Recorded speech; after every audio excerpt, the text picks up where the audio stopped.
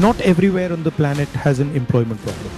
The West has an employment problem. India has an employment problem. But there are many countries in the world that don't really have an employment problem. China certainly doesn't have an employment problem.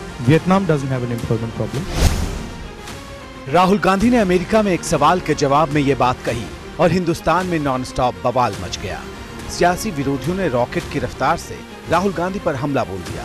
ये भारत के LOP नहीं, भारत के दुश्मन है। पाकिस्तान और China को कोई brand ambassador रखने की जरूरत नहीं, क्योंकि राहुल गांधी जैसा ब्रांड एम्बेसडर मिले। राहुल गांधी अपरिपक्व है, पार्ट टाइम नेता है, ये सब जानते थे, लेकिन लीडर ऑफ ऑपोजिशन बनने के बाद राहुल गांधी भारत के लोकतंत्र में काला धब्बा है। जिस देश का खाते हैं उसी को गालियां निकालते। क्यों? क्योंकि चाइना पैसे देते। राजीव गांधी ट्रस्ट को राहुल गांधी जी कितना ऐसा पैसा मिला कि वो कर्जा आप उतार ही नहीं पा रहे। बीजेपी नेताओं के इन हमलों में धार भी है, रफ्तार भी, और सीधे राहुल पर प्रहार है। साथ में है पुराना सवाल कि चीन के साथ आखिर कैसी दोस्ती है कि विदेश गए नहीं और शुरू कर दी तारीफ पर तारीफ। कांग्रेस की तरफ से पलटवार में देर नहीं लगी।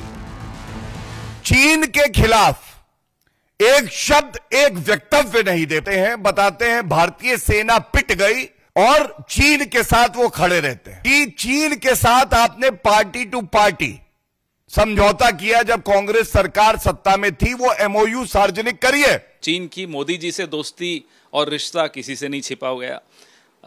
मोदी जी क्लीन चिट देते हैं चीन को और एजेंडा हम चला रहे हैं। बताइए कैसे संभव है? हाँ, संघ और भाजपा के खिलाफ बोलें तो इनको लगता है देश के खिलाफ बोल दिया। सियासी बवाल अपनी जगह है, लेकिन यहाँ ये सुनना जरूरी है कि आखिर राहुल गांधी ने अमेरिका के टेक्सास में सवालों का जवाब देते वक्त किस प्रसंग में चीन को लेकर क्या क्या कहा था। If you look today, China is dominating global production. You go to India, you look at the phones, you look at the furniture, you look at clothes, you'll see on the back, made in China. The West, America, Europe, India have given up on the idea of production and they've handed it to China. The act of production creates jobs. So India has to think about the act of production and organizing production. बात उत्पादन और रोजगार पर हो रही थी। राहुल को जो कहना था उन्होंने कैमरे पर कहा। एनडीए के नेताओं ने इसे गौर से सुना और इसे सीधे सीधे चीन प्रेम बता डाला। देश के बाहर जाकर देश को बदनाम करने की कोशिश करार दे डाला।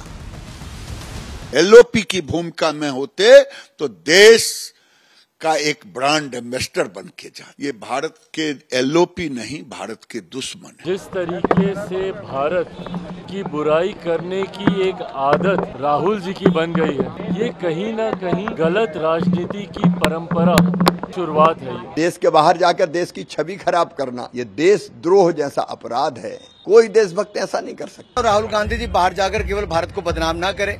जो दुनिया का विश्वास भारत में बना है, हजारों लाखों करोड़ रुपए का निवेश भारत में आ रहा है। राहुल गांधी जी विश्व के सबसे बड़े लोकतंत्र के विपक्ष के नेता हैं, प्रतिपक्ष के नेता हैं, और अब जब वो विदेश जाते हैं तो उन्हें गंभीरता से विचार करना पड़ेगा कि जो वो कहते हैं क्या वो पूरा सत्य है।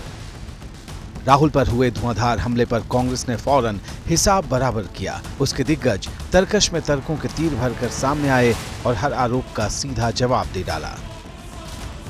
कभी उन्होंने भारत का अपमान किया नहीं, करेंगे नहीं, ये हमारा वादा है। लेकिन बीजेपी वालों को कुछ बहाना होना चाहिए, हर टाइम ऐसी चीजें उठाते हैं। अपने ही डायस्पोरा से बात कर रहे थे ना, तो उनको आप अपना नहीं मानते? प्रधानमंत्री वहां जा जाकर कहते हमें तो शर्म आती थी हिंदुस्तान में पैदा होने। क्यों कहते थे ऐसी बातें?